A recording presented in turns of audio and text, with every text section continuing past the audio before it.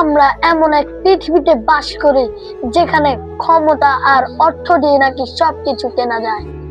কিন্তু আপনি কি জানেন এই জাঁকজমক পূর্ণ জীবনের আড়ালে কতটা অন্ধকার লুকিয়ে থাকতে পারে? সম্প্রতি এপস্টিন ফাইল নামে যে সত্যগুলো বেরিয়ে আসছে তা কেবল শুধু কাগজের নথি নয়, এগুলো হলো মানব সভ্যতার উপর এক কলঙ্কজনক আঘাত।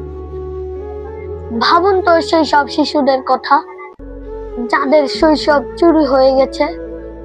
ভাবুন সেই সব মেয়েদের কথা, তাদের স্বপ্নগুলোকে বুলেটের নিচে পিষে ফেলা হয়েছে।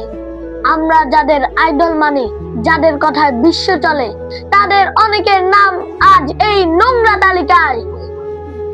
প্রশ্ন হলো, আমাদের বিবেক কি এখনো ঘুমিয়ে থাকবে? আমরা কি কেবল এগুলো গসিপ হিসেবে পড়ে ভুলে যাব, নাকি আমরা এই সিস্টেমের বিরুদ্ধে প্রশ্ন তুলব যেখানে টাকা থাকলে একজন মানুষ যা কিছু করার লাইসেন্স পেয়ে যায়?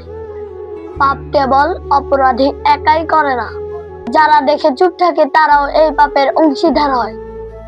এপস্টিন ফাইল আমাদের চোখে আঙুল দিয়ে দেখিয়ে দিচ্ছে যে বিচার কেবল গরিবদের জন্য নয়, ধনীদের সে অন্ধকার মহল পর্যন্ত পৌঁছাতে হবে। আর যদি আমরা আমাদের সন্তানদের নিরাপদ পৃথিবীর প্রতিশ্রুতি দিতে চাই, তবে এই প্রভাবশালী ব্যক্তিদের মুখোশ খুলে ফেলাটা জরুরি।